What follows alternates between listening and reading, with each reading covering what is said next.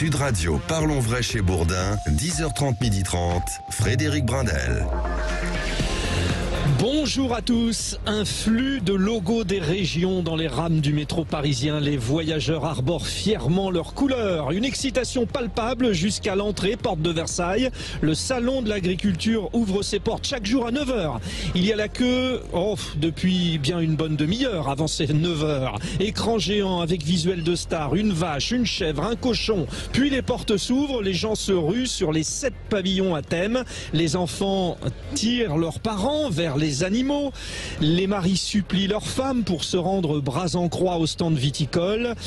Et des sons nous parviennent tout au long de l'escalator géant, cloche, cocorico. Paris sera toujours Paris, mais Paris revit quand le salon de l'agriculture resplendit. Bienvenue sur le stand des Pyrénées-Atlantiques, foulard orange autour du cou, bien sûr, comme les coureurs basques sur le Tour de France.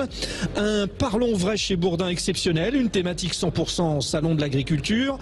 Au programme, la souveraineté alimentaire, la restauration, la tauromachie, les Pyrénées-Atlantiques, les forêts, bref, autant de sujets sur lesquels vous réagissez, vous, les auditeurs de Sud Radio. 0826 300 300, des sujets, vous l'avez compris, sociétaux, d'actualité. Bienvenue à vous, les auditeurs de Sud Radio, et à vous aussi, les visiteurs du Salon de l'Agriculture qui passaient devant le studio Sud Radio. C'est un vrai plaisir. Et c'est un plaisir aussi de retrouver Félix Mathieu. Toute l'équipe est venue autour de Joseph Ruiz qui nous a aidé à préparer cette émission. Bonjour Félix. Alors bonjour tout le monde. Dans quel monde vit-on?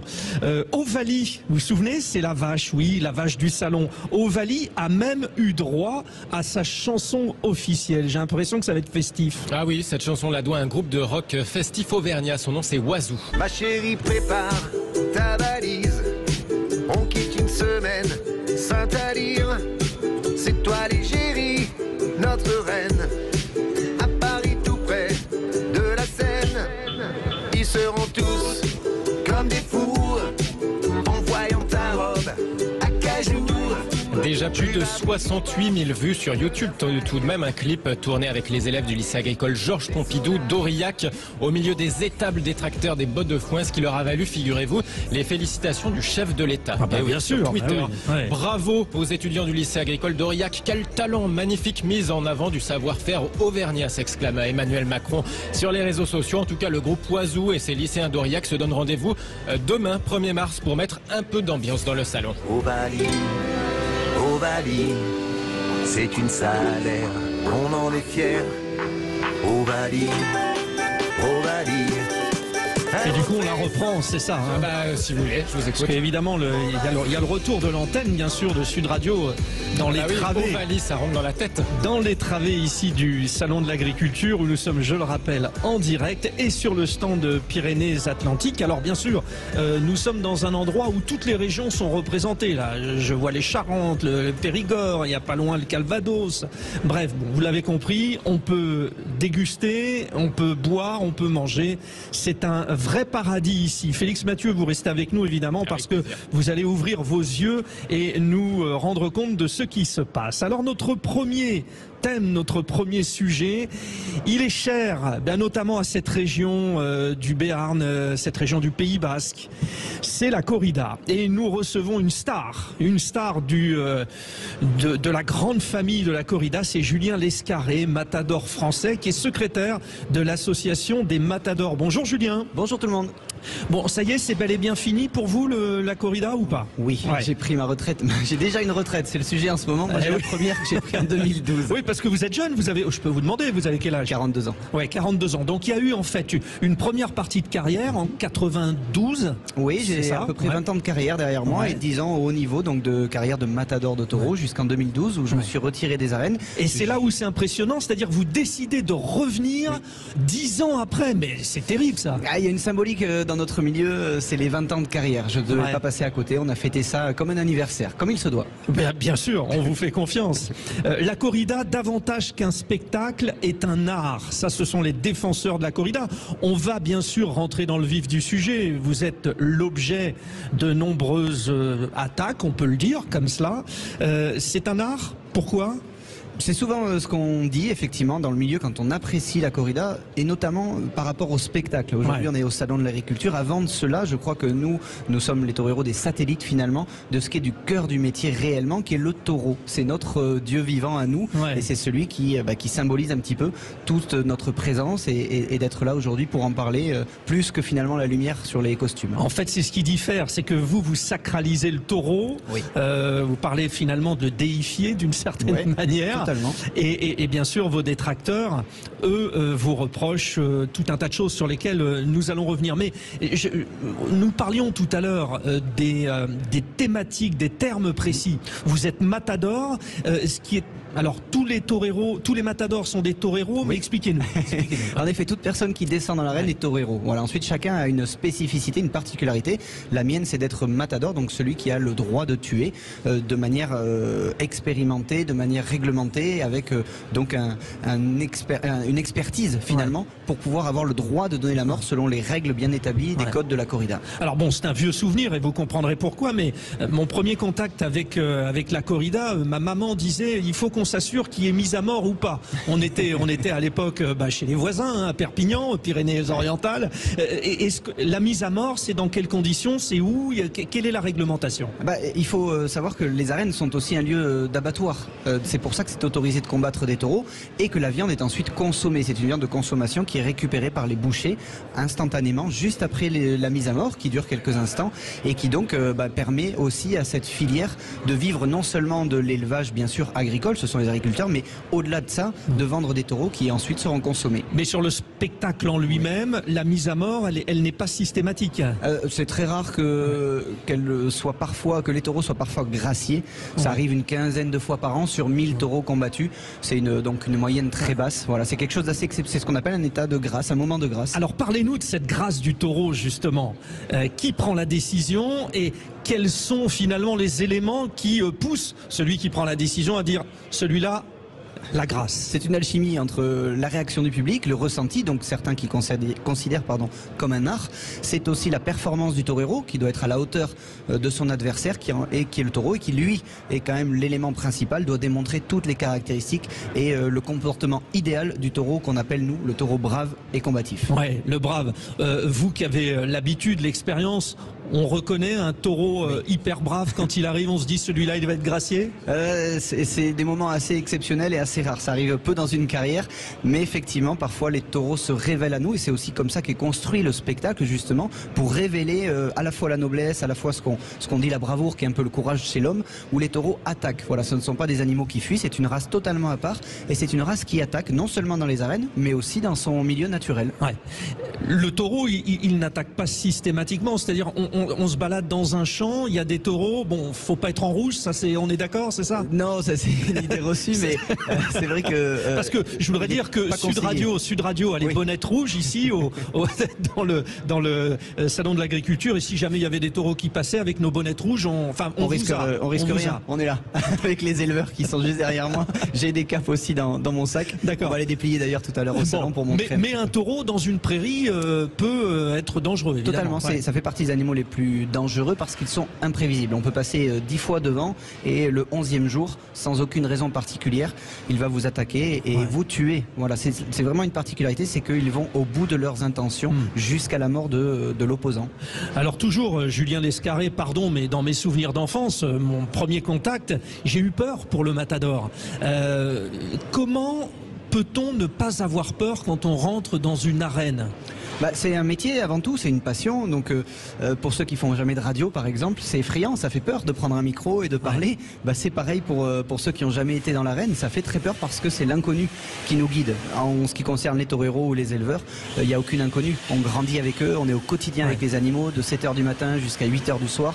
On apprend à découvrir ce taureau, à l'aimer, à le comprendre, à le juger. Et puis avec nos capes aussi, on apprend la technique pour essayer d'éviter un maximum le coup de corne qui arrive. Alors merci pour le parallèle avec la radio, mais bon, moi je suis un ancien cycliste et je peux vous dire que je n'avais pas la même crainte quand je faisais une course de vélo que quand je suis à la radio, parce que il y a cette sanction, la possibilité d'avoir un grave accident quand même. Oui, elle est ça physique. change. C'est la peur physique. Ah, mais oui. les toreros on assume très rapidement et très tôt le fait que le corps puisse être agressé et blessé. C'est aussi un engagement que l'on prend dans l'arène, et c'est pour ça qu'on dit que ce n'est pas un combat équitable, c'est un combat loyal. On donne la possibilité à l'adversaire, en l'occurrence au taureau, de tuer un homme, ce qui est unique encore au monde. Bon, et puisque nous sommes sur le stand des Pyrénées-Atlantiques, j'en profite pour saluer mon ancien consultant, le double vainqueur de Paris-Roubaix, Gilbert Duclos-Lassalle, qui doit nous écouter depuis Buros, là-bas, à quelques encablures de Pau, bien sûr. Bon, on rentre maintenant sur les sujets qui fâchent. Bon, qui fâchent surtout Aymeric Caron,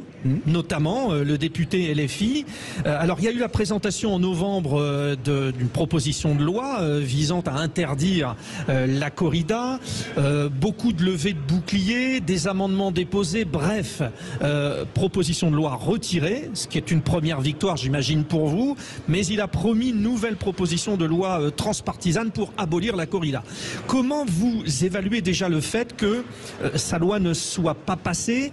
Ça tient au fait que les députés sont attachés à la tradition, à la culture? Vous avez répondu parfaitement, c'est une demi-victoire en quelque sorte, parce que réellement l'identité des territoires a prévalu, et c'est heureusement ce respect des identités culturelles, des exceptions culturelles, en l'occurrence celle du Sud, puisque la corrida y est légale partout, là où il y a donc tradition ininterrompue. D'ailleurs, pour l'anecdote, à Paris, il y a une tradition ininterrompue, puisqu'il y a des clubs taurins qui animent toute l'année la culture taurine.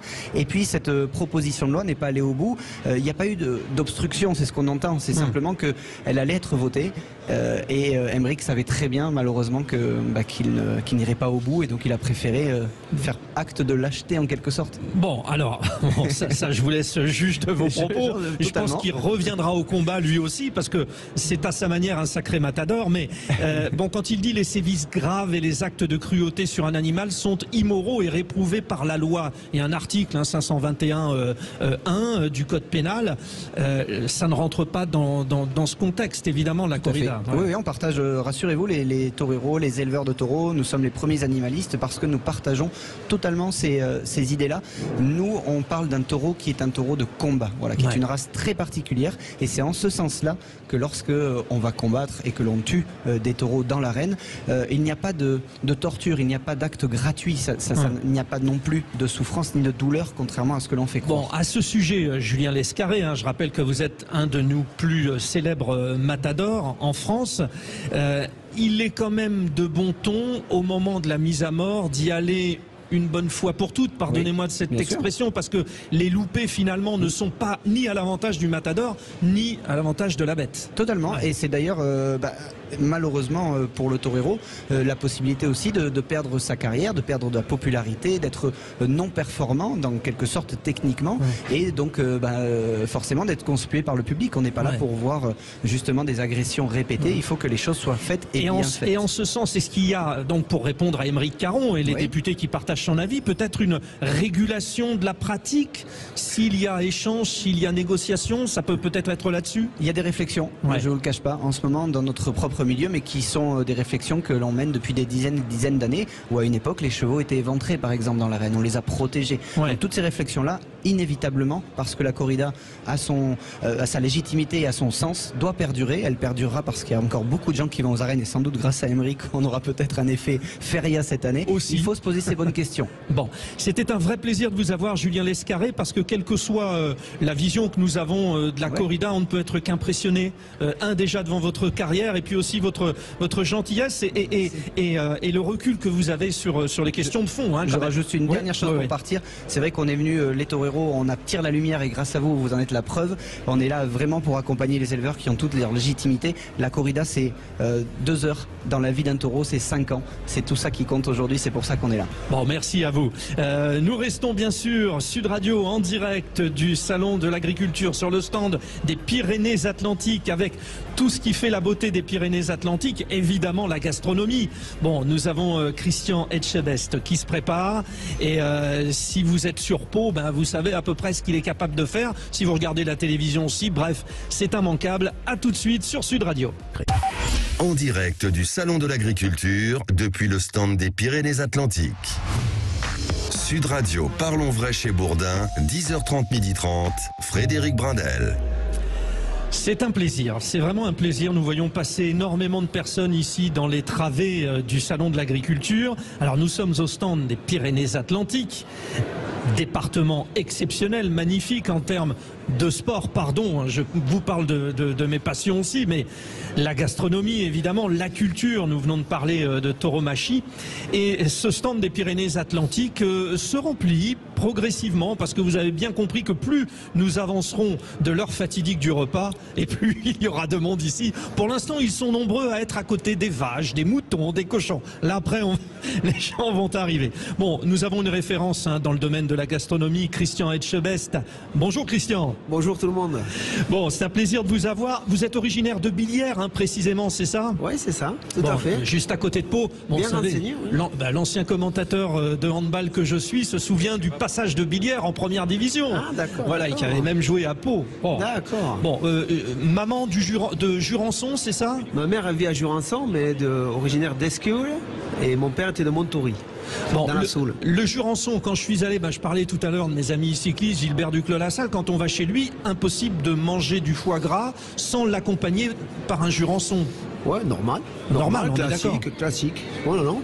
C'est vrai que chez nous, le Jurançon, on en boit quand même pas mal, heureusement. Ouais. Bon, puisqu'on est dans le sport, Christian Etchebest, restons-y. La cantine. Oui. De la section. C'est ça. La section paloise, évidemment, bien le sûr. rugby. Bien sûr. Bon, au moment de créer cela, donc pas loin de Pau, hein. Oui, on est on est à côté du stade du Hameau, on est sur la commune de Bizanos, mais on est à côté du stade à 200 Oui, mètres. c'est ça, c'est la commune de Bizanos. Ouais. Tout à fait. Au moment de créer ça, bon, ce sont les dirigeants du club de rugby, hein, C'est ça, le président, le vice-président, tout ça, qui sont venus me chercher parce que moi j'ai mes affaires à Paris depuis quand même pas mal d'années. Ouais. Et puis ils venaient tout le temps manger chez nous, chez moi à Paris. Donc un jour ils m'ont demandé si ça pouvait m'intéresser de monter une cantine de la section. Donc voilà, ça se fait comme ça se fait sur l'amitié d'abord. Et puis après, comme je suis un amoureux de la section paloise, entre parenthèses, j'ai mon petit-neveu qui s'est installé. Alors, présent. Non, je ne suis pas son petit-neveu. Non. Mon petit-neveu qui joue à la section paloise. Oui, mais présentez-nous la personne qui s'est installée à vos côtés. Tout le monde connaît, c'est Cyril Biraben, c'est la maison Biraben. Voilà. Aujourd'hui, on va faire une petite recette ensemble. Lui, c'est tout ce qui est canard, tout ce qui est conserverie. On est une conserverie, on fait du canard depuis 3 générations. Très bien. Voilà. Et je suis la 3e génération et mon frère, tous les deux. Bon. Alors, vous êtes à l'antenne, parce que vous avez commencé à parler. Donc voilà. Et puis, je précise parce que, les gens qui nous écoutent ne vous voient pas forcément. Bien donc, sûr. même si on vous connaît. Bien sûr. On revient à la section paloise, Christian Etchebest. Ce qui est important quand on va déjeuner ou dîner là-bas, dans la région de Pau, c'est bien sûr la qualité de ce qu'on mange, mais l'ambiance. C'est là-dessus qu'on vous a attendu, sur cette cantine. Ouais. Après, moi je dis que quand on descend, moi je vis à Paris, quand je descends à Pau, partout on mange. On mange correctement. Ouais, on mange très très bien. Il y a toujours de l'ambiance dans les restaurants. À Pau, c'est vraiment on sent cette atmosphère, on sent qu'on est bien, qu'on est content de manger. Et nous, effectivement, les jours de match, il y a beaucoup d'ambiance, il y a beaucoup de supporters qui viennent avant et après le match. On anime un peu avec un peu de musique, avec des chanteurs béarnais qui viennent chanter. Et puis nous, on fait une cuisine qui est cuisine de bistrot, un peu de la bistronomie, simple, efficace, bonne. Le produit, on travaille les produits de Cyril. Voilà, nous on met le produit en avant et comme on dit toujours, le produit des fois il se suffit à lui-même. C'est pas peine de trop le compliquer. Bon, alors je vous attends au tournant, Christian Etchebest. Les Pyrénées-Atlantiques, c'est un fabuleux département. Bon, on en reparlera tout à l'heure avec le président du département, mais combien de villes et de villages sont dans le top 10 là, du meilleur bien-être où on vit. Mais d'un côté, il y a les Basques, de l'autre, il y a quand même les Béarnais. Alors, qu'est-ce qui fait en termes de gastronomie la différence essentielle entre ce qu'on mange quand on va chez vous, Christian Etchebest, à Pau, au Béarn, et à Bayonne, à Biarritz, chez les Basques? Peut-être la différence, c'est que le Pays Basque, là, tout ce qui est côté mer, là, on a ils ont tous les poissons là, qui arrivent directement de l'océan. Donc, le merlu de Saint-Jean-de-Luz, le thon, la sardine, les chipirons, tout ça. Donc, eux, ils ont ce petit avantage d'avoir les poissons qui sortent directement des pêcheurs et qui leur ramènent directement. Moi, je vais souvent chez Arantzaleak, qui est mon ami chez Ramucho. On voit les pêcheurs arriver avec le poisson, lui nous le cuisine en direct, voilà, c'est là, en termes de fraîcheur c'est exceptionnel. Bon, mais vous êtes plus près des montagnes, il y a les Pyrénées à... Ouais, nous on est plus près des montagnes, mais on s'adapte facilement, nous on a du canard, on a du cochon, on a tellement de choses dans le Béarn, on a ces éleveurs, on a tellement de belles choses. Je pense qu'entre le Pays Basque et le Béarn, voilà. Il y a déjà une passion de plusieurs personnes pour l'élevage, que ce soit des agneaux, du bœuf. Ça part de là finalement, c'est la qualité de l'élevage, ça part de... Tout à fait, c'est la qualité des paysans, parce qu'on est au salon quand même de l'agriculture, mais la qualité des paysans qui font tous nos villages, que ce soit au Pays Basque ou dans le Béarn, qui sont vraiment passionnés par ce qu'ils font, et voilà. Et donc avec des produits, comme le disait tout à l'heure Christian, des produits qui sont top, on fait des choses extraordinaires. Bon, Christian Etchebest, vous avez fait 3-4, vous avez fait vos armes, hein, et pourtant je n'ai rien bu, encore, hein. Mais ça va venir, j'imagine. J'espère. Bon, côté sud-ouest bien sûr. Alors, quelques établissements de référence, le Grand Hôtel de Saint-Jean-de-Luz, le Miramar à Biarritz, ou encore alors après on se décale, hein, le Martinez à Cannes. On apprend quoi en passant dans ces établissements luxueux, appelons-les comme ça? Ouais. On apprend la rigueur, déjà. Et puis, moi j'ai 54 ans, donc il y a 30 ans de ça, hein, il y a 30-35 ans. Donc, à la sortie de l'école, j'étais pas non plus... ils m'ont mis dans le droit chemin, et ils m'ont appris une rigueur. J'ai fait des rencontres de chefs exceptionnels. Moi, je suis rentré dans le luxe, et j'ai vu qu'avec mes mains, ce que j'arrivais à faire, d'où je viens, je sais d'où je viens. J'ai été fasciné, j'ai eu des chefs exceptionnels, Christian Constant, Christian Villers, Yves Candeborde, Jean-Bois, Éric Fresson. Ils m'ont donné ma passion. Et après, avec cette passion, un jour, je me suis regardé dans la glace, je me suis dit, ce luxe, c'est beau. Et je sais d'où je viens, je vais monter des bistrots. J'ai monté des bistrots. Bon, alors vous êtes tellement beau, Christian, qu'on vous a vu à la télé, hein, ça marche tout de suite. Bon, il y a eu plusieurs... Alors, je précise, je vous le fais une fois et puis on n'en reparlera plus, donc aucun lien avec Philippe Etchebest. Non. Hein, voilà, on est bien d'accord. Mais bon, tous les deux du talent... Du travail d'abord, je crois. Du travail, bah oui, c'est lié en fait, travail, talent, ouais. C'est ça. Surtout. Bon, vous avez été jury de Masterchef sur TF1, il y a eu plusieurs émissions, bon à savoir, La plus belle des régions, tout ça. Aujourd'hui, pour un chef cuistot, être à la télévision, mais ça date pas d'aujourd'hui d'ailleurs. Pourquoi je dis ça? Parce que ça date depuis toujours. Il y a un chef cuistot de référence qui est à la télé et ça change pas mal de choses dans sa vie, non? Oui, quand on passe à la télé, parce qu'il faut savoir quand même cuisinier il y a 35 ans, moi je me rappelle très bien à l'école, ils avaient dit à ma mère, à part cuisinier, il ne peut rien faire d'autre. Maintenant tout le monde veut faire cuisinier, parce que les médias sont rentrés dans ce métier-là, ils ont mis en avant ces cuisiniers, et puis les gens ils aiment bien notre parcours, parce qu'on n'a souvent pas fait beaucoup d'études, mais c'est par le travail, la rigueur, et puis après on crée, et puis après on fait de belles assiettes, ça fait rêver tout le monde. Et maintenant cuisinier, voilà, c'est un métier qu'on a tiré vers le haut grâce aux médias. Mais après, il y a aussi le revers de la médaille, il faut pas. Et c'est vrai que peut-être à ce moment-là, on voit que la frontière est très ténue entre l'artisanat et l'artistique finalement. Oui. Sur ce genre de... Alors bon, à l'époque, il y avait Oliver, hein, il y avait Raymond Oliver, Michel Oliver, bien sûr.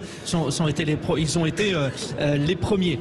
Justement, puisqu'on parle de ce qui brille, les étoiles, ça brille, je vous demande votre avis sur l'actualité, parce que le guide Michelin là, a fait un communiqué. Attention, le guide va sortir, et attention, certains comme Guy Savoie ont perdu leur 3e étoile. Ça compte vraiment, parce qu'on sait que certains sont très touchés par le fait d'être rétrogradés, je sais pas comment on dit d'ailleurs. On dit comme ça, non. Mais après, pour une entreprise, c'est quand même important quand ils ont les étoiles. Après, chacun fait sa course comme il veut. Moi, j'ai jamais voulu des étoiles, tout ça. Je me suis jamais combattu pour avoir des étoiles. Moi, j'ai fait de la bistronomie, je me suis retrouvé là-dedans. Donc moi, j'ai aucune pression du Michelin ou des guides. Moi, ça me passe par-dessus. Mais effectivement, quand vous avez, comme Guy Savoie, 3 étoiles, et voilà, qui perd une étoile, c'est quand même très important pour une entreprise. Hein. Il faut savoir que ça amène beaucoup de monde, les 1 étoile, les 2 étoiles. Je pense que, voilà, eux, ils ont couru après, ils les ont eu.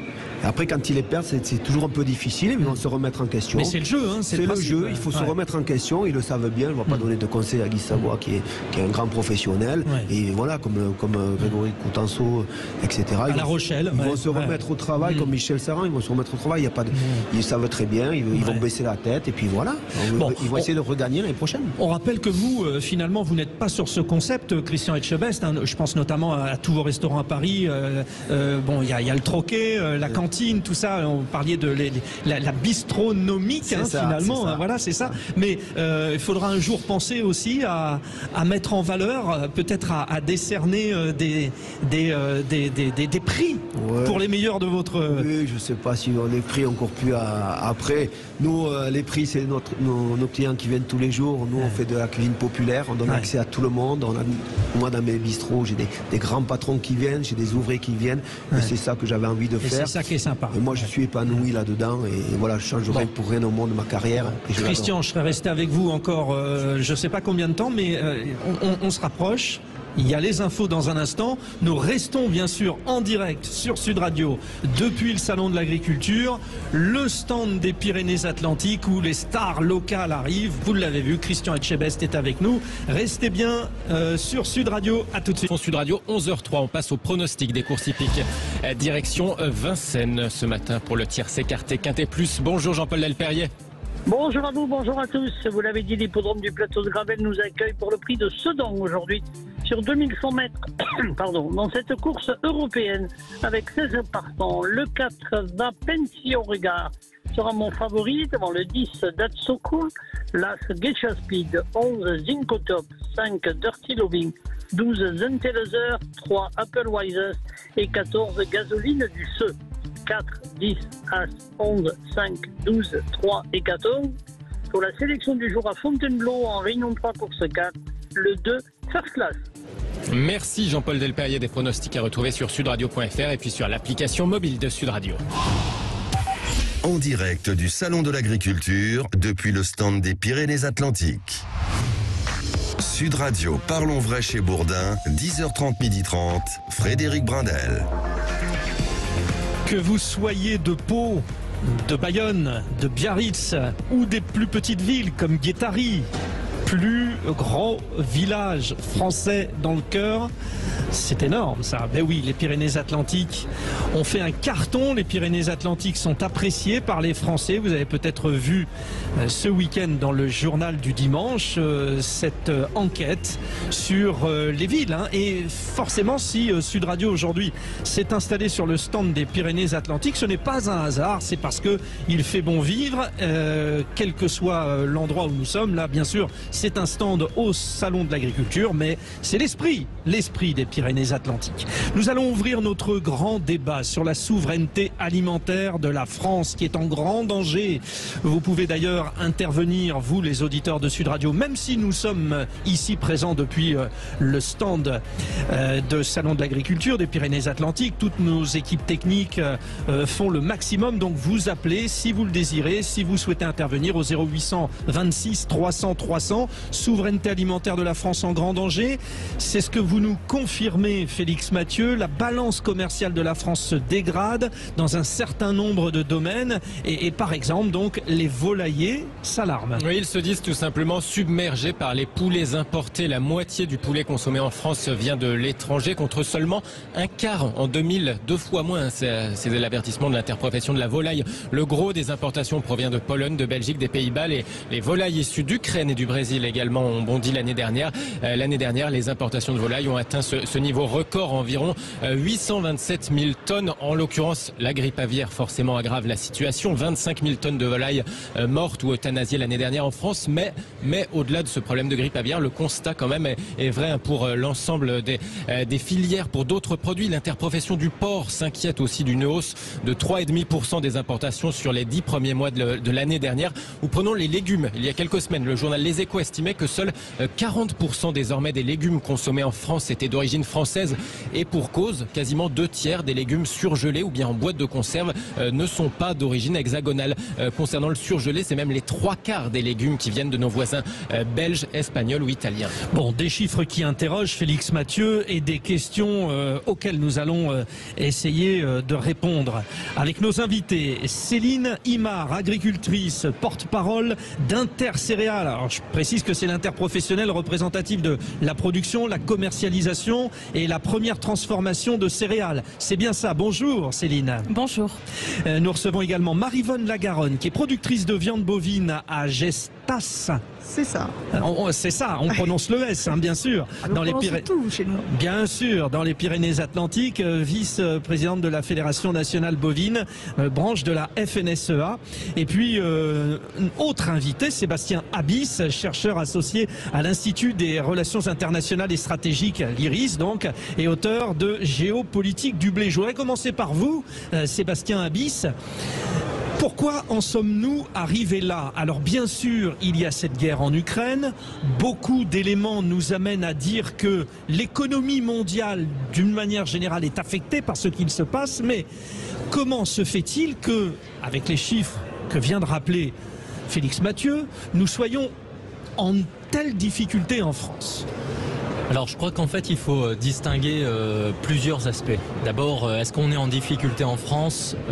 Si on regarde sur l'état de la planète, la sécurité alimentaire en France est exceptionnelle.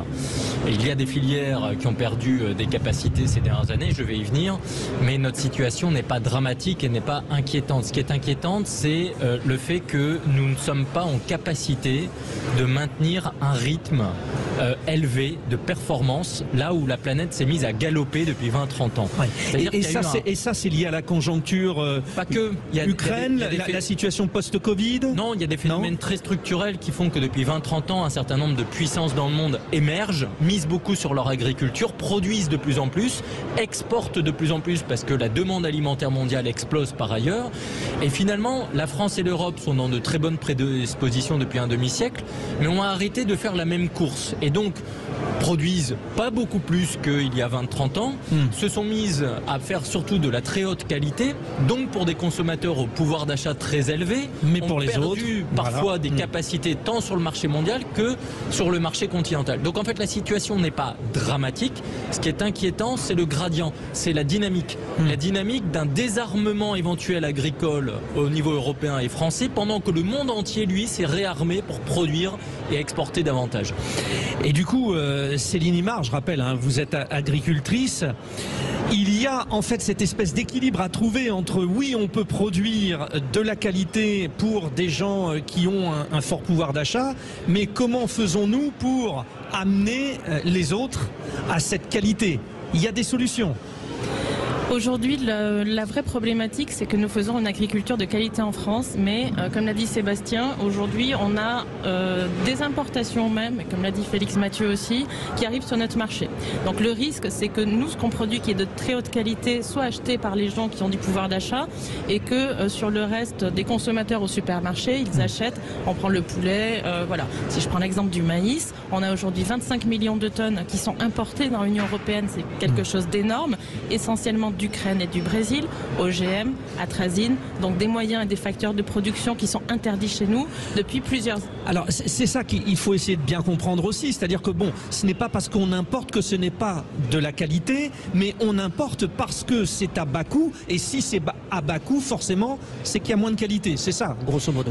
Disons que les facteurs de production qui sont autorisés en dehors de nos frontières et même au sein de l'Union européenne sont des facteurs de production qui sont interdits chez nous. Donc il y a un problème de responsabilité qui se pose et de cohérence. Si on importe des produits qui sont produits avec des phytosanitaires, des pesticides interdits chez nous, avec des technologies interdites chez nous, on se retrouve aussi dans des situations terribles de distorsion de concurrence, puisque ces produits se retrouvent dans l'assiette des consommateurs et ça revient à exporter les problématiques de santé publique, de déforestation chez nos voisins. Ce n'est pas cohérent. Rassurez-nous, il y a une unité au niveau de l'Union européenne? Question volontairement provocatrice, j'imagine votre réponse. Tout. Écoutez, je prendrai un seul exemple.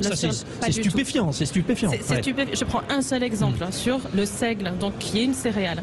L'ergot du seigle, c'est une maladie qui fait que ce sont des champignons qui se développent. Si les gens mangent du seigle où il y a de l'ergot, ils ont des hallucinations. Ça s'est fini à Pont-Saint-Esprit, un village début du XXe siècle en France, où les gens se sont entretués parce qu'ils avaient des hallucinations dues à ce champignon. Réel danger donc. Ce champignon, l'ergot du seigle, a été éradiqué grâce à des méthodes de lutte chimiques, mais le fongicide qu'on employait contre l'ergot du seigle a été interdit, en France exclusivement. Donc aujourd'hui, ce qu'on fait, c'est que quand les meuniers achètent le seigle, quand ils ont des lots qui sont contaminés à l'ergot, ils les mettent de côté, ils ne les utilisent pas. Qu'est-ce qu'ils font? Ils se fournissent chez nos voisins allemands, qui eux, au niveau des agriculteurs, ont encore ce moyen de lutte chimique contre l'ergot. En Allemagne, c'est autorisé. C'est-à-dire qu'on peut imaginer, tiens, il y a des différences de fonctionnement, Pologne, Roumanie, etc. Non, là, c'est Allemagne et France. En Allemagne, donc les meuniers français se fournissent en Allemagne. Qu'est-ce qui se passe? C'est que d'ici 1 an, 2 ans ou 3 ans, vous n'aurez plus de seigle filière française. Maryvonne Lagaronne, côté viande bovine, est-ce que là aussi il y a matière à dire que vous ne pouvez pas finalement rivaliser en termes de concurrence parce qu'il n'y a pas les mêmes réglementations? Là ça va plus loin, c'est-à-dire réglementation bien sûr sur la qualité de la viande, mais sur le suivi de l'animal en tant que tel.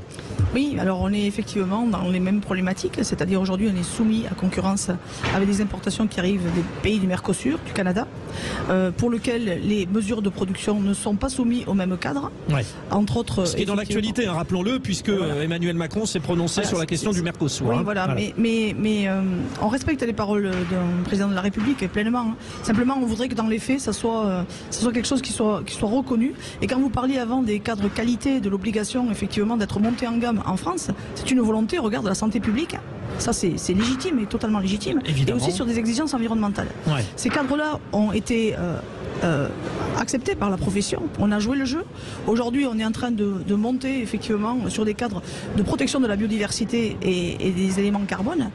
Simplement, il faut qu'on soit reconnu pour ça. Et quand on parle de la problématique des hauts de gamme et des signes officiels de qualité, c'est pas une question de prix, c'est une question de cohérence par rapport aux attentes sociétales. Aujourd'hui, on ne peut pas demander, la société ne peut pas demander à avoir des cadres réglementaires environnementaux très exigeants et ne pas reconnaître aux produits par la France la reconnaissance simplement de ces produits et dans l'organisation des marchés. Là où on en est aujourd'hui. Ce qui est intéressant, c'est que nous parlions précédemment des problématiques intra-Union européenne, y compris avec l'Allemagne. Là, en plus, la filière viande, vous êtes en concurrence directe avec des pays qui ont quand même un savoir-faire. L'Argentine, par exemple. Oui, mais c'est plus grave que ça. C'est que la France est d'abord un pays de naissage. Sur les filières bovines, ovines, équines, on est d'abord des producteurs, des valorisateurs d'herbes. C'est ça notre cœur de métier. Et aujourd'hui, en fait, on produit du maigre. Et ce maigre, il est exporté vers l'Europe, voire à l'étranger.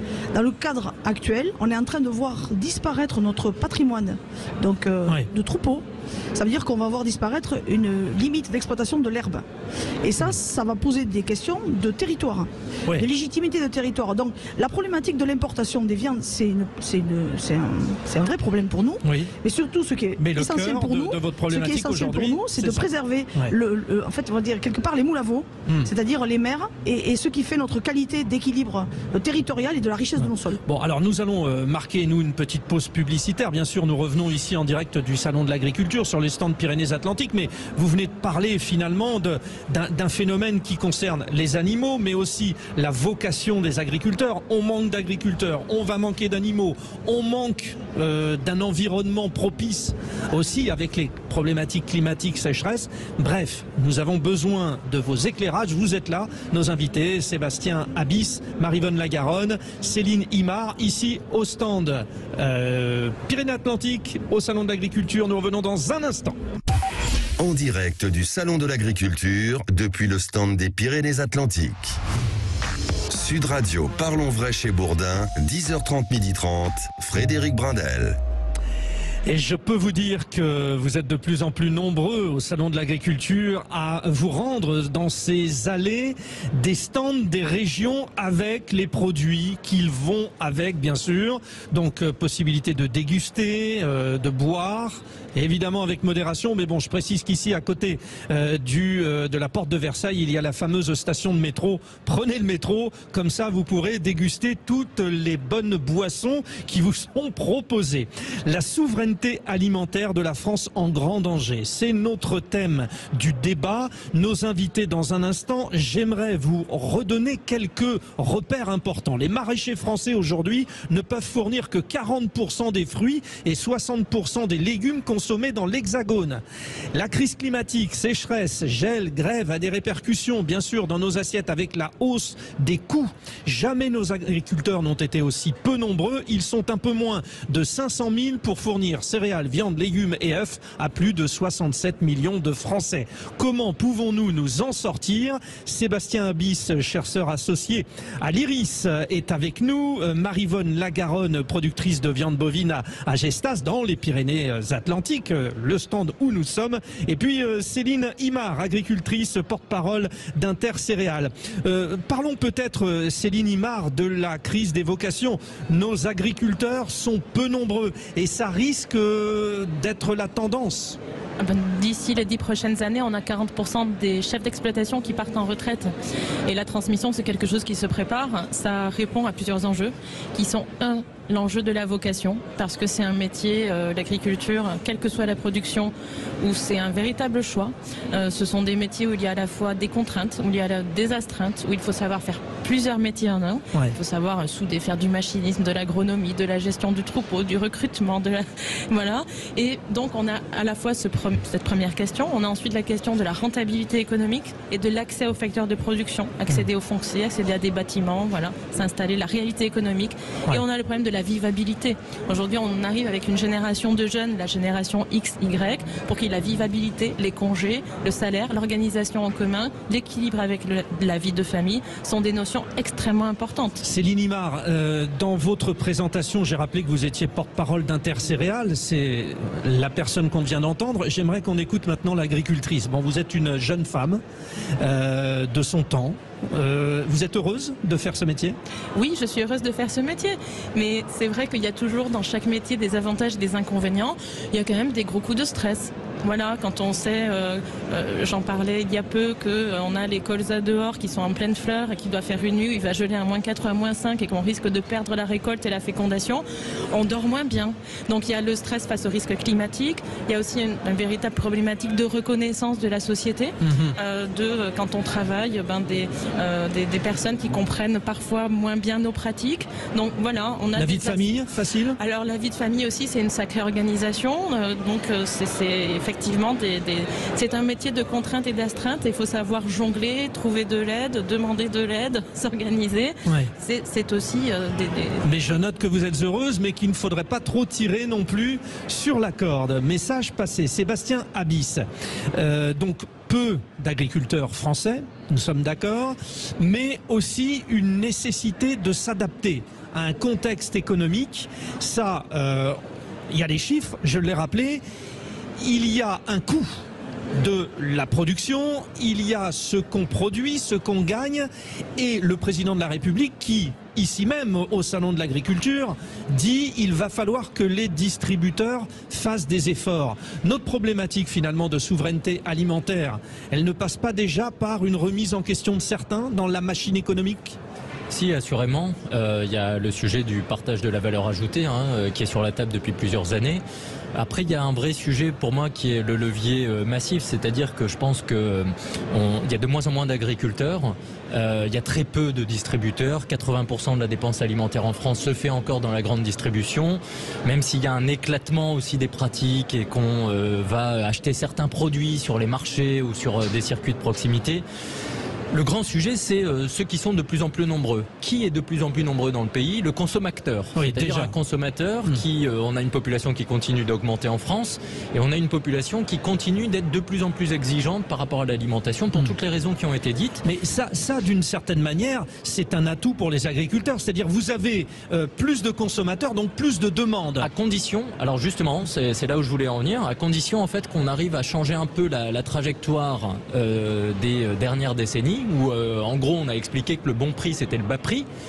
Le bon prix demain, le juste prix demain, c'est celui qui va être bon pour soi, pour sa santé, bon pour la planète, parce qu'évidemment il y a le sujet environnemental et climatique, mais bon pour son territoire et le producteur. S'il n'est pas triplement performant, ce produit, forcément il y a un débat sur le juste prix. Donc en fait le consommateur il doit bien comprendre en Europe et en France que l'alimentation a un coût, que plus c'est vert, plus c'est durable, évidemment le produit a aussi une valeur supplémentaire de performance, que tout ça doit nécessiter de la rémunération. Et encore une fois, il va falloir mettre en adéquation nos valeurs de consommateurs. Moi, je me mets dans le camp des consommateurs avec le prix.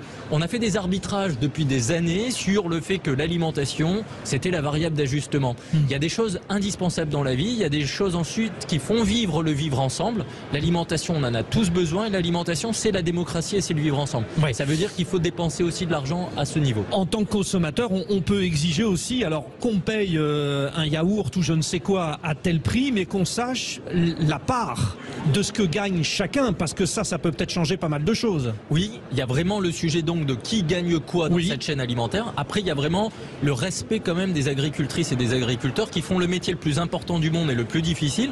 Ça veut dire, moi je dis souvent, on peut être ému de savoir qu'un litre de lait ça coûte 1 €.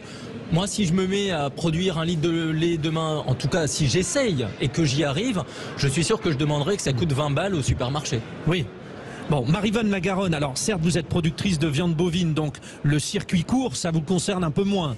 Mais avec votre vision, vice-présidente de la Fédération nationale bovine, de la branche FNSEA, moins il y a d'intermédiaires, finalement, plus et vous, les agriculteurs et nous, les consommateurs, avons des chances d'y trouver notre compte. C'est ça l'idée? Oui, tout à fait. Alors nous, on parle de circuit de proximité et surtout derrière, comme l'ont dit nos collègues, d'avoir une juste rémunération de tous les maillons de la filière. Là, il faut qu'on soit très clair là-dessus.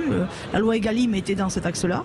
Et la proximité, c'est effectivement aussi offrir aux consommateurs la capacité de voir et de comprendre ce qu'il en est en termes de production. Mais il faut aussi qu'on travaille sur la définition des marques produits, sur la clarté de l'information du consommateur pour que le consommateur sache réellement l'origine du produit. Alors surtout sur les produits transformés parce qu'on a un vrai problème à cet endroit-là.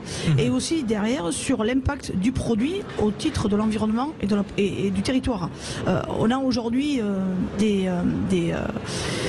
des scores qui sont approchés autour du climat. Donc, et à cet endroit-là, vu qu'on intègre le cycle de vie du produit, on n'intègre pas du tout aujourd'hui la problématique du stockage par la prairie.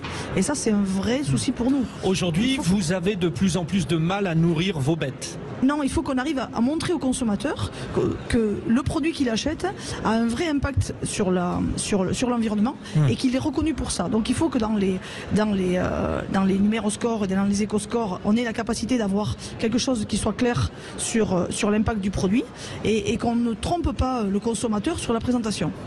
Quand Marc Fesneau, le ministre de l'Agriculture, dit toutes les crises que nous traversons, le Covid, la guerre en Ukraine, etc., ont montré que nourrir une population n'était pas un acte anodin. Non, nourrir un pays est un acte miraculeux.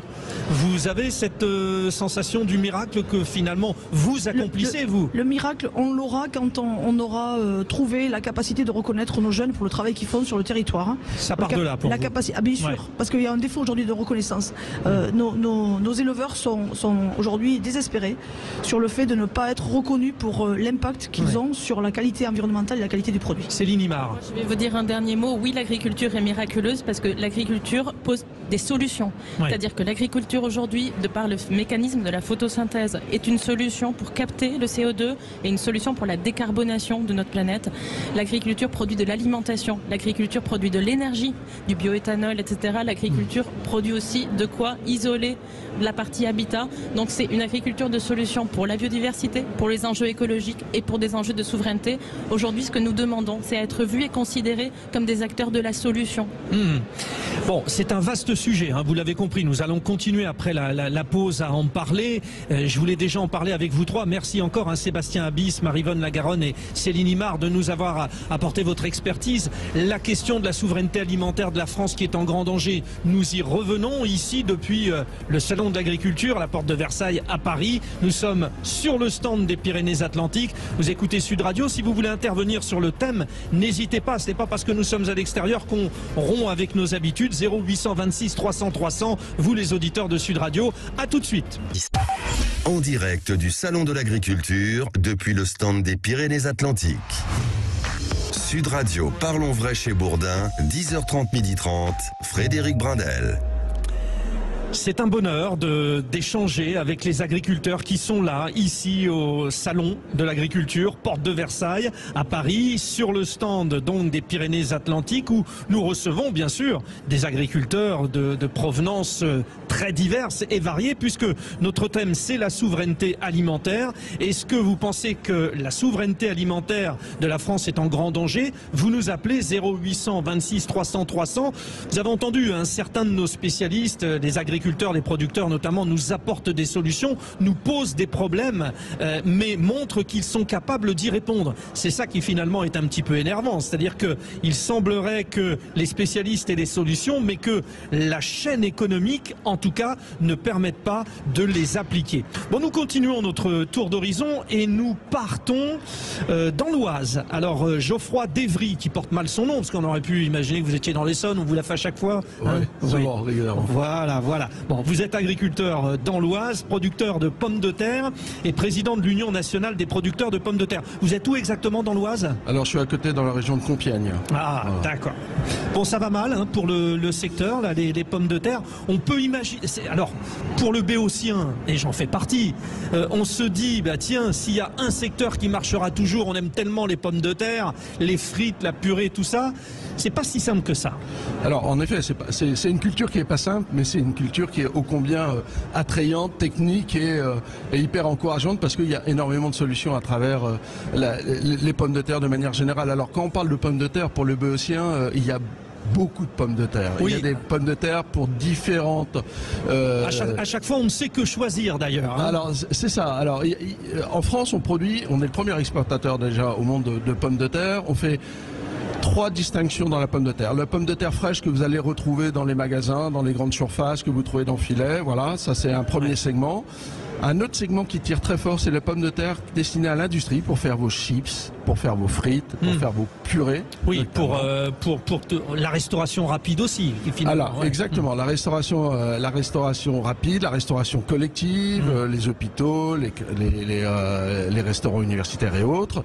Et puis un dernier segment qui est un petit peu moins connu, mais ô combien important, c'est la pomme de terre de fécule. Parce que la fécule est un ingrédient dans lequel on le retrouve dans beaucoup d'usages. Oui. Et ça, il nous reste que 2 usines en France, et c'est un secteur qui subit de plein fouet à la fois des crises, à la fois la crise du Covid qui nous a mis à mal, et des crises climatiques. Et je pense qu'on y reviendra. Alors, donc aujourd'hui, le constat, Geoffroy d'Evry, c'est que il y a économiquement une situation inquiétante. Ça se présente comment? Est-ce que finalement vous subissez plus les effets de la crise climatique avec la sécheresse? Est-ce que il y a cette histoire de la flambée des prix, le circuit économique, la distribution, etc. C'est quoi le problème de la pomme de terre aujourd'hui? Alors, le problème de la pomme de terre, c'est de répondre à la demande. En réalité, on a un marché qui est extrêmement porteur. D'abord, c'est un aliment qui est extrêmement consommé en France, puisque... Oui, on peut pas y passer... Alors, non, mais on consomme, sans le savoir, à peu près 54 kilos de pommes de terre par an et par personne. Alors, quand je dis 54 kilos, c'est à la fois de la pomme de terre fraîche ou transformée. Donc, c'est quand même assez important. Et le problème, c'est de pouvoir répondre à la demande, parce qu'il y a une demande forte en pommes de terre, et aujourd'hui, la France est reconnue pour sa qualité du tubercule et l'expertise de ses producteurs. Donc vous exportez? Alors on exporte beaucoup et on a des industries qui sont hyper demandeuses encore de tubercules. Les projections qu'on peut faire encore sous 2 ans, c'est plus 2 millions de tonnes. Alors, je suis également président du groupe Pommes de terre au Copa-Cogeca à Bruxelles, donc dans lequel on a l'ensemble des producteurs qui sont autour de la table. Et la France reste l'Eldorado de demain de la production de pommes de terre. Grâce évidemment, on imagine, à ses champs, à sa terre. Mais si vous me dites, et je comprends finalement que vous n'êtes pas aujourd'hui en mesure de pouvoir assurer toute la demande, c'est quoi? C'est que on arrive à une espèce de logique qui dit qu'on ne peut pas produire plus que ce que la nature nous permet, ou il y a autre chose? Alors, déjà, dans un premier temps, on revient sur de l'agronomie. En effet, pour pouvoir passer les incidents climatiques, comme l'on peut voir, il faut remettre l'agronomie au cœur du système des exploitations. Et nous sommes en pleine problématique. C'est la semaine où, dans l'actualité, tout le monde évoque cette problématique. Exactement. Alors, ça ouvre pas mal d'opportunités pour les agriculteurs. Il n'en est pas moins vrai que ça reste une culture très technique et qui est extrêmement gourmande en termes de capitaux. C'est très capitalistique. Donc, pour venir faire de la pomme de terre, le ticket d'entrée, je dirais, est quand même assez élevé. Ceci étant, on doit répondre à cette demande sociétale, à cette demande qui est de plus en plus forte, et on doit s'adapter aux contraintes qui nous entourent, à la fois les contraintes environnementales, telles qu'elles nous sont dictées, ou en tout cas les objectifs que nous fixe aujourd'hui à la fois l'Europe et la France, dans lequel on doit s'inscrire et dans lequel on doit trouver des solutions, et les incidents climatiques, où là finalement, malgré le fait que une partie de la production est sous irrigation et qui permet de maintenir quand même une certaine qualité des tubercules, il n'en est pas moins vrai que le stress thermique est quand même un vrai sujet. Ça veut dire que l'option bassine de stockage, par exemple, pour vous, à terme, ça risque de devenir nécessaire? Alors, c'est pas... Les bassines, de toute façon, l'accès à l'eau... C'est une solution, la bassine, bien sûr. Oui, mais la question, c'est le stockage de l'eau. C'est l'utilisation, le stockage et l'utilisation de l'eau. Donc, force est de constater, c'est que lorsqu'on parle de souveraineté alimentaire, parce que votre sujet précédent a été autour de la première des choses dans la souveraineté alimentaire, c'est déjà de produire. Oui. C'est déjà la première des problématiques. Et donc, il n'y a pas d'agriculture sans eau, par définition. Bon, après, c'est quels sont les moyens que l'on peut mettre en place pour utiliser l'eau avec plus d'efficience, qu'elle soit beaucoup plus efficiente et qu'elle soit mieux adaptée aux conditions dans lesquelles on est. Alors la production de pommes de terre, 63% de la production est au nord de la France. Donc on a encore cette chance-là. Oui. Mais en 2022, on a vu les limites du système suite aux épisodes caniculaires que l'on a connus. Là, ce qui se passe en ce moment avec cette absence de pluie, la sécheresse évidente, la sécheresse évidente dans le sens où les constats sont clairs aujourd'hui, mais pas logique puisque nous sommes en février. Ça veut dire quoi? Ça veut dire que ce qui va arriver pour vous, producteurs de pommes de terre, dans les mois à venir, risque d'être catastrophique? Non, alors attention, aujourd'hui on tire une sonnette d'alarme à date. Toutes les études montrent que la quantité d'eau sur une année finalement est quasiment la même. C'est la répartition dans le temps qui est différente. On est bien d'accord. Bon. La pomme de terre, nous on va commencer à la mettre en terre là à partir du mois de mars, fin mars, début avril. Donc là il n'aura plus dans le nord. Il y aura plus. Ce que je veux dire, c'est que ne tirons pas des sonnettes d'alarme.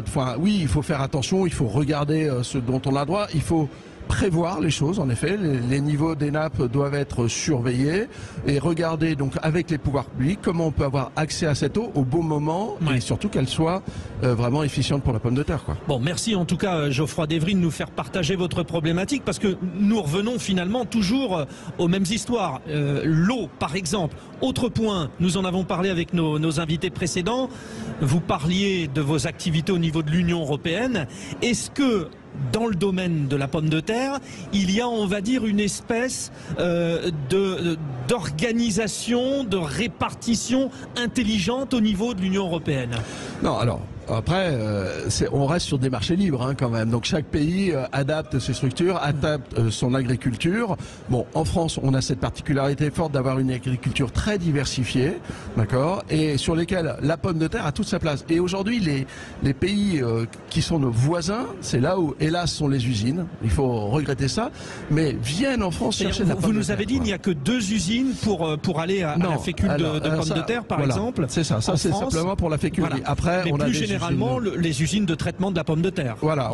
On a la chance d'avoir 2 gros groupes qui sont installés pour faire de la chips, d'accord, où vous retrouvez les chips Bretz et Vico notamment, en l'occurrence, et après on a des groupes industriels qui viennent faire de la frite, dont le plus connu est McCain. Voilà. Mais vous dites que les entreprises au service de la pomme de terre ne sont pas surtout sur le territoire français. Hélas non, on exporte énormément de tubercules en l'état pour être transformés sur les pays frontaliers et on réimporte ces frites en France. C'est quand même assez aberrant. Donc l'indépendance alimentaire, la souveraineté alimentaire, elle doit aussi être dans une indépendance, une autonomie industrielle. Il y a d'une certaine manière une incohérence. Alors même si nous sommes sur un marché fermé de l'Union européenne, mais du coup on y perd en transport peut-être, en réachat, en traitement. Non mais on est toujours dans le cadre d'un raisonnement global. On nous demande de faire des efforts à la fois pour notre environnement et notamment on parle des gaz à effet de serre, on parle du carbone, on parle des choses comme ça. Et donc aujourd'hui les agriculteurs ils sont confrontés à ça. Tout à fait. C'est comment réduire leur empreinte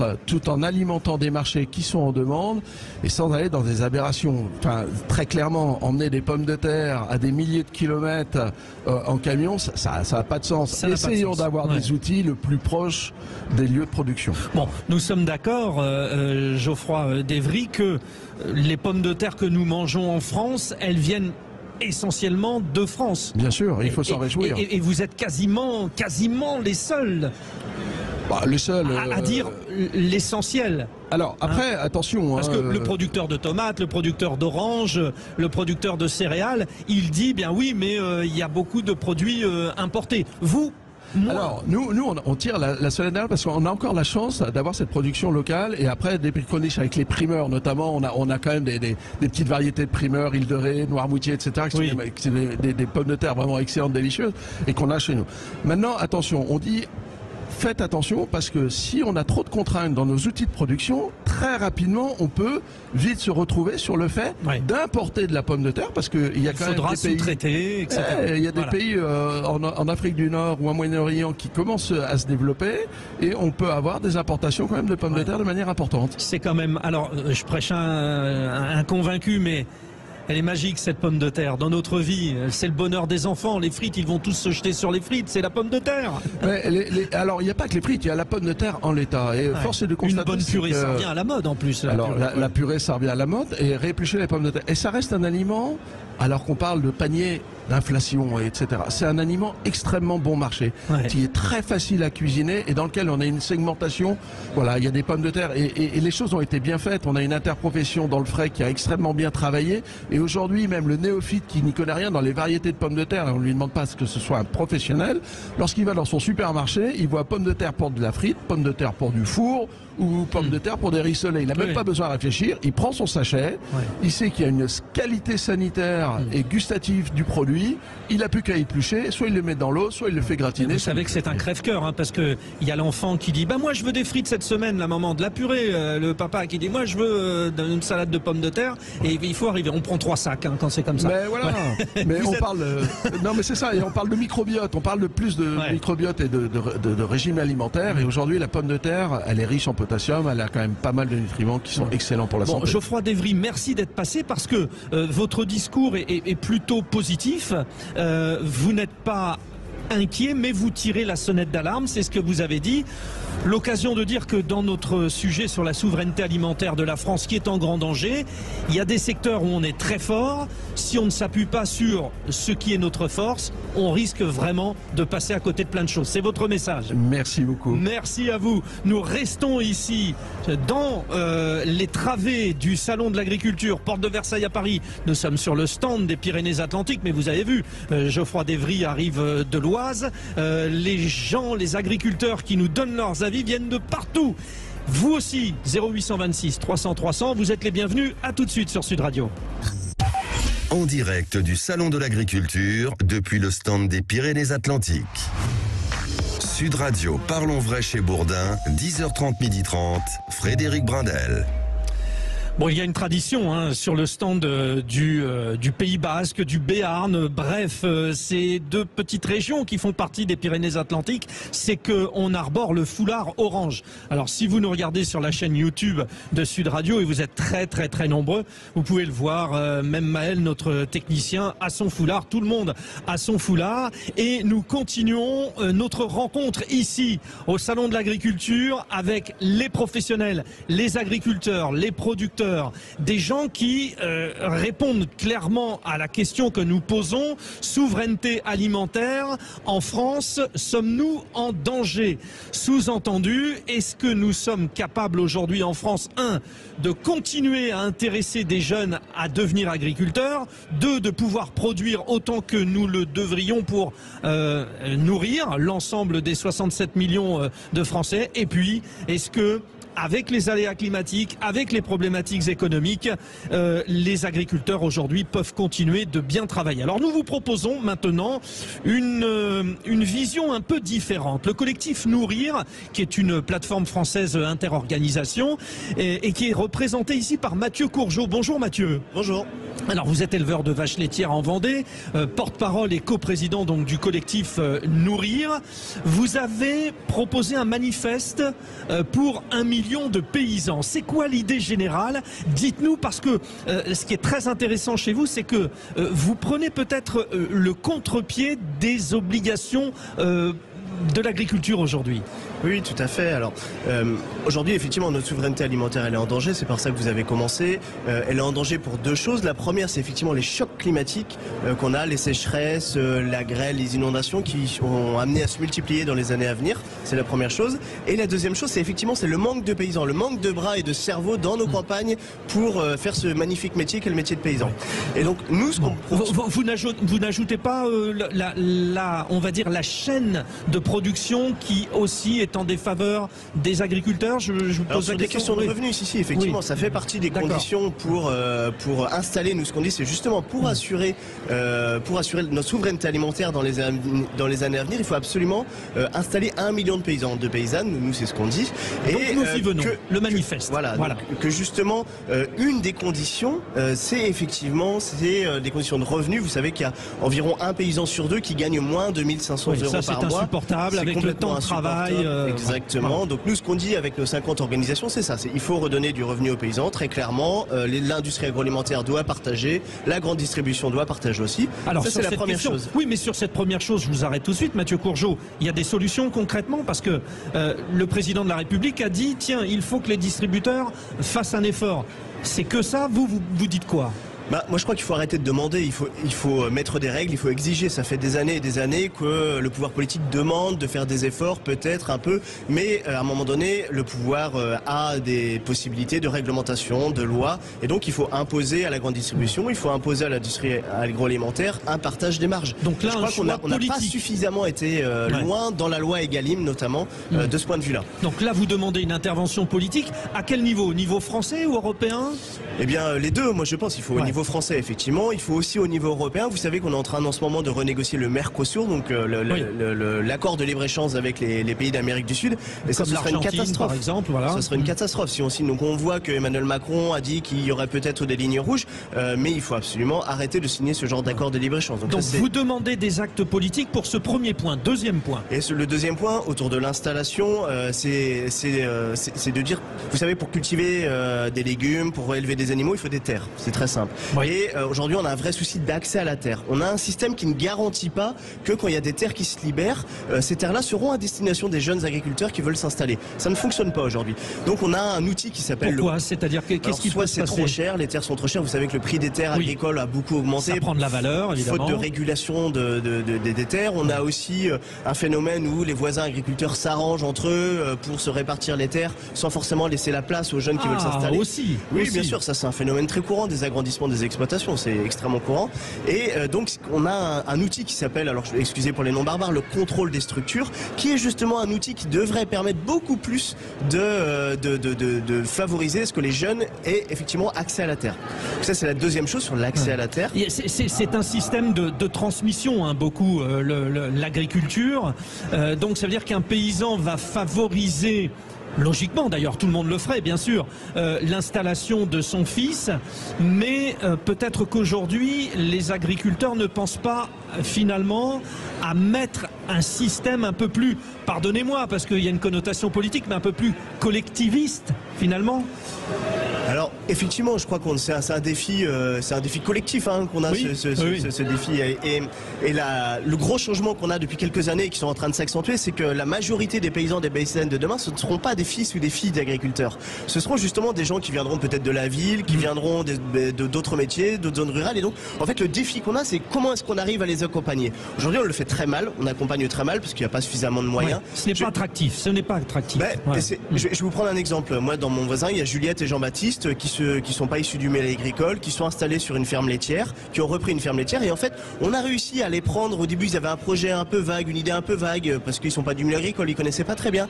Et avec les structures d'accompagnement qu'on a, on les a accompagnés de bout en bout pendant 2 ans. Et au bout des 2 ans, ils sont installés, ils ont une ferme, ils sont super heureux, ils ont des vaches laitières, ils font des choses magnifiques. Oui, parce que là, il faut aussi investir dans les bêtes. Ça coûte cher. Ouais, c'est ça. Et des jeunes comme Jean-Baptiste et Juliette, on en a plein. Mais le problème, c'est qu'on n'a pas suffisamment de moyens aujourd'hui pour les accompagner. Vous dites, tout le monde dit il faut de l'installation, mais d'un autre côté, on donne pas les moyens aux structures qui font ce travail-là de faire ce métier. Donc ça, c'est quand même un vrai souci. Vous prenez cet exemple de ce couple. Quel âge ont-ils? D'où viennent-ils? Alors ils ont une 30aine d'années. Alors il y en a un qui vient de Bretagne et l'autre qui vient de Vendée, effectivement, mais leurs parents n'étaient pas agriculteurs. D'accord, mais est-ce que justement le phénomène des jeunes des villes, nous en avons beaucoup parlé à l'occasion de la crise du Covid, certains veulent rompre avec leur vie, veulent passer à autre chose, est-ce qu'il y a des vocations des urbains vers cette activité? Oui.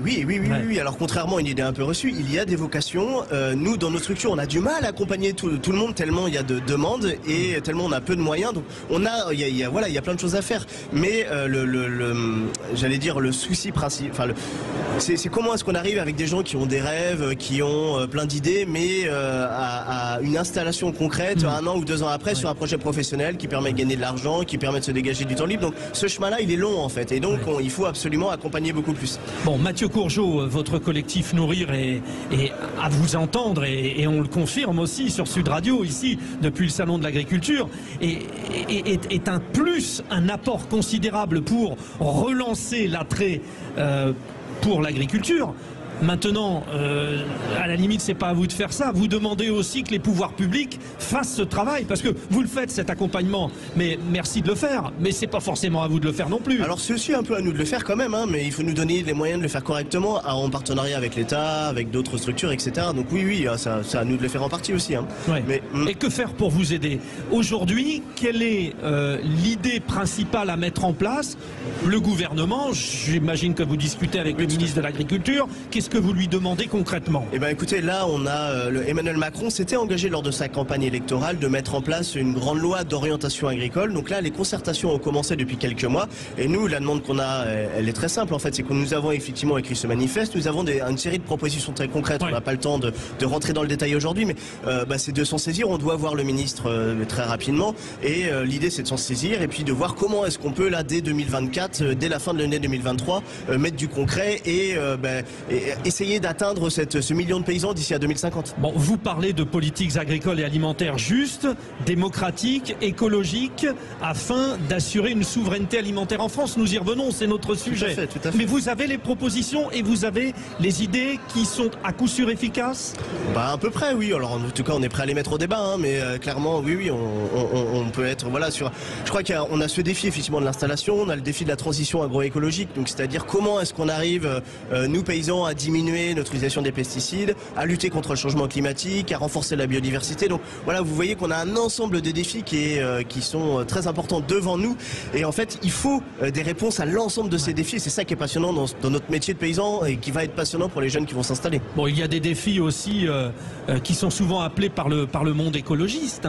C'est-à-dire que il y a le bien-être animal, il y a la possibilité de développer de la haute technologie. Tout cela, vous estimez aujourd'hui que la France a pris du retard? Alors, Sur cet aspect technologique, je pense qu'il faut y revenir. On a un courant aujourd'hui qui dit mais il faut absolument développer la technologie en agriculture, la robotique, le numérique, et que c'est ça qui va sauver l'agriculture de demain. Nous, on ne le pense pas. On ne le pense que justement, c'est plutôt de prendre la voie de l'agroécologie, donc de redonner, de remplacer la chimie et la technologie plutôt par de la biologie, du pur et de la nature. De se baser sur des solutions basées sur la nature. En fait, il nous semble que c'est vraiment cette voie-là qu'il faut choisir. Alors, l'idée, elle n'est pas d'être contre la technologie, mais que ça peut vraiment servir d'appoint à des systèmes qui sont vraiment les plus agroécologiques possibles. Que ça ait un sens finalement. Et merci Mathieu Courgeot, éleveur de vaches laitières en Vendée, porte-parole et donc coprésident du collectif Nourrir. Vous êtes où en Vendée? Juste à côté de la Roche-sur-Yon. Oui, évidemment, incontournable. La Mogette, les huîtres, le Puy du Fou, c'est chez moi. Bien sûr, bien sûr. Bon, nous allons marquer bien sûr la pause information dans un instant midi. Nous restons évidemment ici au Salon de l'Agriculture, porte de Versailles à Paris, avec nos différents invités. Nous sommes toujours sur le stand des Pyrénées-Atlantiques. À tout de suite. Merci. En direct du Salon de l'Agriculture, depuis le stand des Pyrénées-Atlantiques. Sud Radio, Parlons Vrai chez Bourdin, 10h30, 12h30, Frédéric Brindel. On sent que les choses sérieuses commencent. Nous sommes vraiment au cœur de ce pavillon 7 avec toutes les régions, les stands qui se remplissent. À partir de ce moment-là, les visiteurs du Salon de l'Agriculture pensent à se substanter et forcément il y a ce qu'il faut. Alors nous ici sur le stand des Pyrénées-Atlantiques, je peux vous dire que nous sommes ravis. Félix Mathieu qui est avec nous depuis ce matin. Félix, vous êtes allé faire un tour dans les allées. Ça y est, il y a des produits phares, il y a des stands choc. Oh oui, et l'affluence se fait ressentir effectivement vu qu'il y a de quoi manger, de quoi boire dans ce stand des régions et des spécialités régionales. Forcément, de plus en plus de visiteurs. Ils s'installent pour déguster les spécialités locales, mais je peux vous dire que déjà dès 9-10 heures, ça tournait déjà pour certains. Oui, il y avait un peu de monde quand même. Pâté en croûte, au vin rouge, même vers 9-10 heures. Oui, voilà, c'est ça. Il y a aussi des boissons. Alors, original comme petit déjeuner, me direz-vous. Bon, sauf que certains s'étaient levés au cœur de la nuit pour installer les différents stands. Donc pour eux, 9-10 heures, c'était déjà l'heure du déjeuner. En tout cas, du côté des visiteurs, beaucoup quand même la joue stratégique, comme l'a raconté tout à l'heure une jeune exposante d'un stand de jus de pommes et de cidre, à savoir qui commence le matin par les autres pavillons. Normandie, ça. Oui, voilà, plutôt c'était une Normande effectivement. Voilà. Donc les visiteurs, ils commencent par les autres stands, là où il y a les vaches, les cochons le matin, et puis à l'approche de midi, là ils se dirigent petit à petit de plus en plus vers le stand des régions et des spécialités régionales dans ce pavillon 7, histoire de commencer les réjouissances à l'approche de midi. Vous restez bien sûr à l'affût et aux aguets, cher Félix Mathieu. On a vu un stand alors d'ailleurs très intéressant, celui de l'Office national des forêts. Et nous avons demandé à Juliette Cadeau, qui est chef de projet événementiel, de nous retrouver. Bonjour Juliette Cadeau. Mais bonjour. Nous étions très contents de voir nos forêts représentées aussi dans ce salon de l'agriculture. Ça semble évident, bien sûr. Mais c'est évident parce qu'après l'agriculture, les forêts sont la deuxième occupation du sol en France. 30% du territoire est occupé par les forêts, qu'elles soient publiques ou privées. Comment vont nos forêts françaises ? Eh bien, je pense que tout le monde a en tête ce qui s'est passé l'été dernier, les incendies terribles qui ont ravagé nos forêts. Donc la forêt évidemment va pas très bien, elle est soumise au changement climatique et donc il est important que nos forestiers se mobilisent et ils le sont. Ils mènent de vastes projets de recherche et d'innovation pour faire en sorte que la forêt perdure, mais c'est pas simple. Toutes vos équipes aussi font un travail qui est crucial, qui est celui de la régulation, parce qu'on a de plus en plus besoin de bois, le cours du bois d'ailleurs augmente et nos forêts doivent s'adapter. Alors les forêts doivent s'adapter, on l'a dit, dans le contexte climatique actuel, donc c'est tout des projets de diversification de plantation, et puis effectivement le bois est un allié précieux parce que c'est le bois qui capte le CO2, enfin la forêt en capte, mais une fois en matériau bois, le bois continue à faire ce travail-là, donc c'est très important d'utiliser du bois. À titre personnel, j'arrive d'une semaine des forêts des Vosges, mais quelle magie, qu'est-ce que c'était beau nos forêts, qu'est-ce qu'on en a besoin. Nous viendrons vous voir sur votre stand, c'est promis, Juliette Cadeau. On y compte bien parce qu'on attend les enfants et on attend aussi les étudiants parce qu'on recrute, donc venez rejoindre l'ONF, il y a des métiers porteurs de sens. Le message est passé, l'Office national des forêts. Merci Juliette Cadeau. Dans un instant, puisque nous sommes chez lui, dans le stand des Pyrénées-Atlantiques, le président du département, Jean-Jacques Lasserre, sera notre invité dans une petite minute. Allez, pratiquement, la pause publicitaire. À tout de suite au Salon de l'Agriculture. En direct du Salon de l'Agriculture, depuis le stand des Pyrénées-Atlantiques. Sud Radio, Parlons Vrai chez Bourdin, 10h30, 12h30, Frédéric Brindel. Eh bien, on peut dire qu'elles sont passées vite. C'est 2 heures dans les petites travées de ce pavillon 7 où nous retrouvons toutes les régions représentées, des stands où nous dégustons, où nous buvons, et puis ce stand où Sud Radio s'est arrêté, celui des Pyrénées-Atlantiques, avec le patron qui est là, évidemment, Jean-Jacques Lasserre, le président du conseil départemental des Pyrénées-Atlantiques. Qu'il est beau votre 64, cher Jean-Jacques Lasserre. Bien entendu, nous sommes très fiers de représenter ce département qui véritablement est un département d'exception pour différentes raisons que l'on constate visuellement dans ce salon d'ailleurs. Et que nous avons vu, alors nous avons parlé de plein de choses depuis ce matin, on a parlé... le sport, évidemment, les Pyrénées-Atlantiques et le sport avec le cyclisme. On a parlé du Béarn, les différentes composantes, le Béarn, le Pays Basque. On a parlé aussi de l'agriculture. Vous êtes agriculteur, c'est un beau symbole finalement que le président soit un agriculteur. Bon, symbole ou pas, en tout cas, je suis agriculteur, bien entendu. J'ai passé ma vie dans ce métier, sur mon exploitation. J'ai exercé des responsabilités dans le monde agricole, syndical ou économique. Et puis je me suis dévoyé en politique. Vous savez, dans ma vie, il y a des enchaînements, des opportunités. Oui. C'est ma vie, quoi. C'est le destin, aussi. Voilà, aussi. Bon, chez vous, dans les Pyrénées-Atlantiques, il y a la mer, il y a la montagne, il y a de tout. On a vraiment un département privilégié, géographiquement, comme vous l'indiquez. Nous avons une partie littorale qui est merveilleuse, qui est très belle, et qui est dans le prolongement du littoral de la péninsule ibérique. Qui ajoute encore un cachet particulier. Oui, une fois qu'on est de l'autre côté, à Irun, bon, c'est un peu le prolongement. On est encore un peu chez soi. C'est le prolongement, on est un peu chez soi, mais avec tout de même des ingrédients supplémentaires qui donnent directement ou indirectement de l'attractivité à notre propre côte basque, et puis la montagne bien entendu, avec, on le constate d'ailleurs, un regain d'intérêt en direction de ces espaces-là, qui ont été, je dirais pas abandonnés, mais regardés peut-être d'une façon un peu détachée, un peu lointaine. On se rend compte, crise de la société, évolution des mentalités, le Covid qui est passé par là, on se rend compte très nettement d'un regain d'intérêt pour ces espaces. Je vous poserai des questions, Président, sur la capacité de votre département finalement à faire venir une jeunesse qui peut-être vit aujourd'hui en région parisienne, dans le nord, dans le centre de la France. Mais reconnaissez quand même que ce qui s'est passé ce week-end est un atout considérable. Le journal du dimanche a fait paraître donc le classement des villes préférées des Français, des villes et des villages. Et alors là, pardon, on parlait de sport tout à l'heure, on va reprendre un terme sportif, c'est un carton plein pour les Pyrénées-Atlantiques parce que dans le top 5 des grandes villes, il y a Bayonne et Biarritz déjà. Pau n'est pas loin. Pau n'est pas loin. Non mais que voulez-vous, ça, on a conscience de vivre ces conditions en vérité. Alors c'est par notre seul mérite et surtout par notre talent. C'est toute une strate de raisons, la situation géographique, la situation climatique, de véritables traditions d'accueil, de savoir-être, de savoir-vivre, comment dirais-je, des notions de sécurité qui sont évidentes. Nous faisons partie de territoires de France où malgré bien entendu des interpénétrations sociétales où on est dans une ambiance de véritable sécurité, et rajoutons à ceci, comment dirais-je, un ancrage culturel, ça on oublie toujours de le dire, un ancrage naturel qui fait que lorsqu'on est dans cet espace-là, Béarn ou Pays Basque, on a l'impression de vivre une collectivité qui a véritablement des racines toujours vivantes, toujours intéressantes. C'est un peu le supplément d'âme que l'on peut donner à... Je vais y revenir parce que j'ai des petites questions pièges un peu quand même à vous poser sur le Béarn et le Pays Basque. Mais juste quand même, le classement des villes, oui, le classement des villages, c'est encore plus impressionnant avec Guétari, ce village de Guétari qui est aujourd'hui le préféré des Français. Alors, quand on remonte la côte, il y a Biarritz, il y a Saint-Jean-de-Luz, on arrive vers Guétari. Alors, à l'époque, il y avait un chanteur, un Georges Guétari. qui était d'origine grecque, d'ailleurs. Voilà, qui avait rien à voir. Mais maintenant, aujourd'hui, Guétari, c'est pas un ancien chanteur, c'est le village. Qu'est-ce qu'il a de magnifique, ce village? Qu'est-ce qu'il a? Il a d'ailleurs un linéaire de côte qui est magnifique. C'est un petit village avec une très belle architecture. Il fait bon vivre, les maisons sont belles, avec une animation locale très particulière.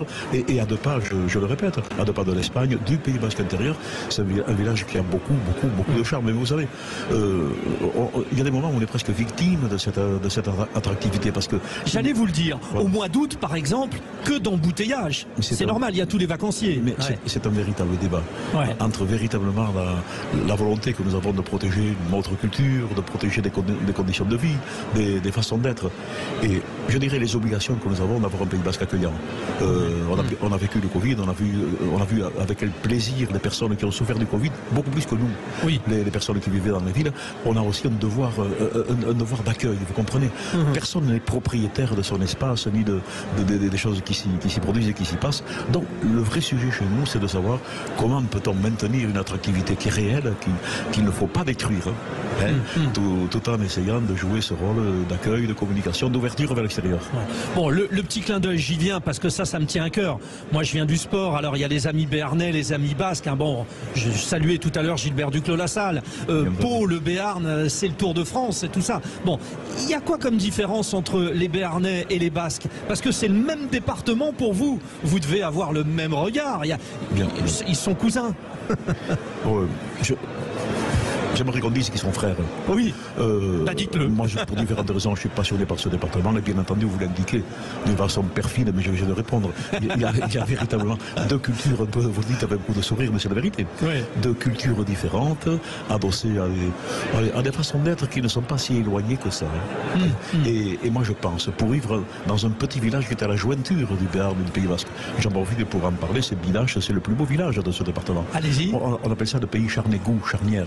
Et dans mon village, on pratique les sports basques, on parle gascon et basque, et je suis, comment dirais-je, de par ma vie, placé dans un endroit où je profite des bénéfices que l'on peut engranger, si je puis dire, pardonnez-moi, de la pratique de ces 2 cultures et d'un regard croisé que l'on peut jeter.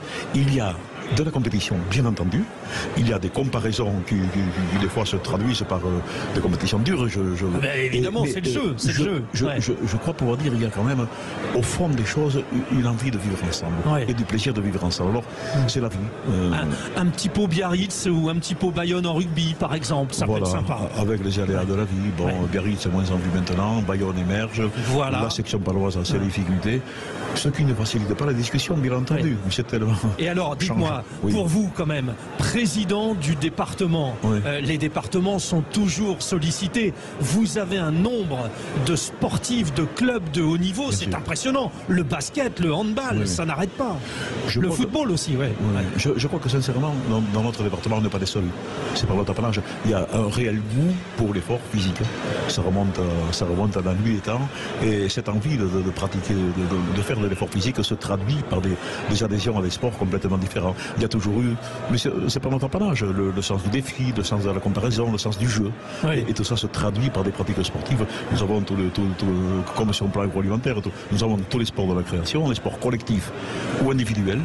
Le canoë-kayak, par exemple, à Pau. Le canoë-kayak à Pau, avec bien sûr des figures emblématiques que nous connaissons bien et dont nous sommes très très fiers. Mais il y a une véritable, je pense, alors c'est valable qu'on aille dans le GR ou dans un véritable esprit de compétition et d'engagement physique.